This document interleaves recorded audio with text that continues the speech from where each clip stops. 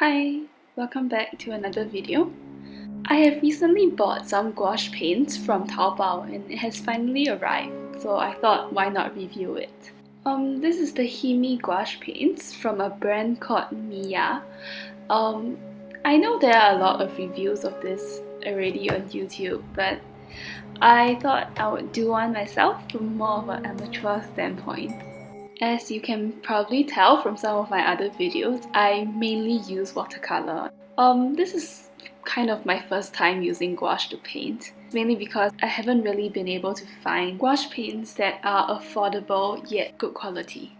As you can see in this unboxing, the paints came in this really cute case. I ordered it in yellow. It also comes in other colors like blue, pink and green. There is also a palette that comes with the box. And the jelly paints came in the tiny boxes that are refillable.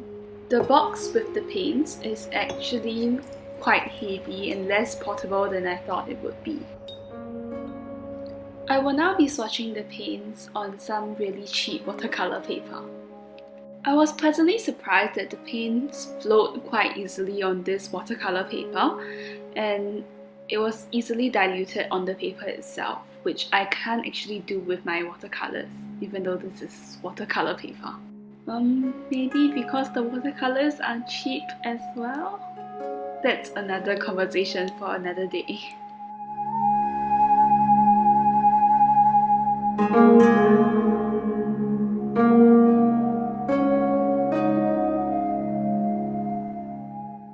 The colors are all really vibrant, which I really appreciate. But one little complaint is for their range of greens. There's only 3 and 2 of them look kind of the same. Green is a color that I use quite often, and I would have preferred if there's a wider range. I've decided to swatch the paints on black paper as well to see how well the colors stand against a darker background. This is quite important to me because especially for highlight colors like white, I would like to use it to add details to my paintings, and they need to show up against the background of another color.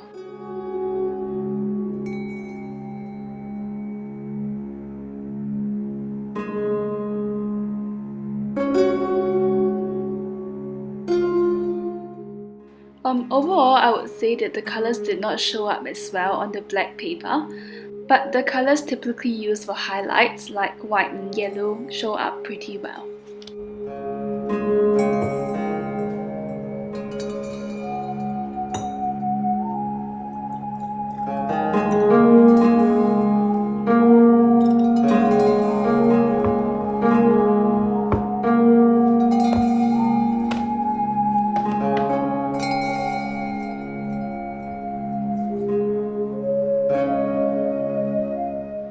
I have approached using gouache the way I use acrylic paints, by laying down a base layer and building up from that. But in terms of handling the paint, I'm just using it like watercolor. To dull the green, I still use red like I do with watercolor, and it seems to work, so yeah.